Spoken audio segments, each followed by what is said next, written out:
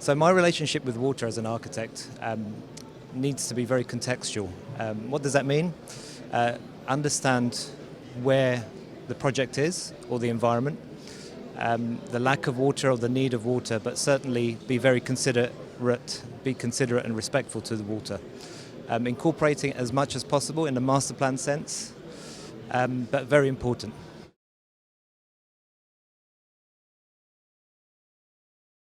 Well, there's a lot around it at the moment. I think it's important that everyone needs to understand and define, especially for clients, what exactly sustainability means to them. There's a lot about educating our own team, our client team, and being very considerate how we incorporate sustainability on different layers. Just sitting through WAF over the last day, it means different things to different people. There's the kind of social element, the social kind of sustainability, then there's the obvious kind of environmental and how we are taking that into account when we're designing from when the pen hits the paper all the way through to the delivery and the life cycle of a building.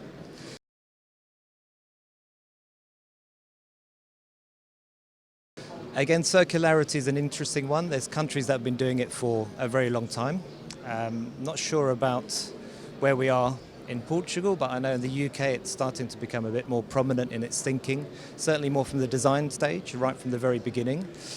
We've not integrated it into many projects yet, but a lot of the bidding, a lot of the pursuit of work it's now at the very core of what we look at in our proposals for projects.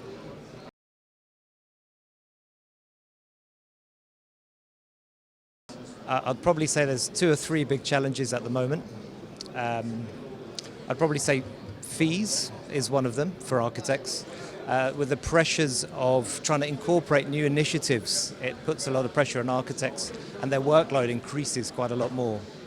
That would be one challenge. I would say, again, understanding what sustainability actually means. And there's a lot of wash out there, greenwash, I think the term is. And again, it's kind of getting the right kind of advice, working with the right consultants to kind of understand what the most efficient way is in terms of procuring a project, as it were. So lots of challenges, certainly now with regards to public sector cuts and funds and interest rates, etc., more pressures on architects to deliver. Well, it's kind of probably the best of the best, really, in terms of architects, projects. You get to kind of lose your complacency of where you sit as an architect, and you get to understand what everyone else is doing. And there'll be times where you think you know it all, but then you kind of look at some of the amazing projects and meet some amazing architects from all over the world, and you revisit how you approach things. So it's very enriching, I think, professionally as well as mentally as well.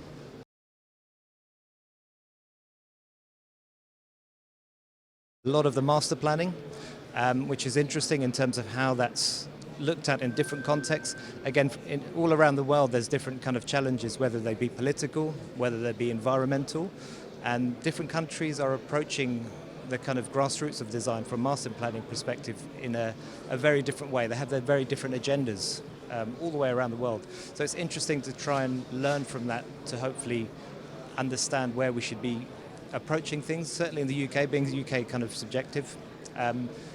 So looking at master planning would be one. Again, there's been some fascinating projects around the whole sustainability approach and really simple things that I think in the UK, I have to say, kind of government-led kind of initiatives they're missing out on. So there's lots of lessons learned, I think, where we can try and be the better architect and try and get ahead of the game, as it were, in terms of sustainability.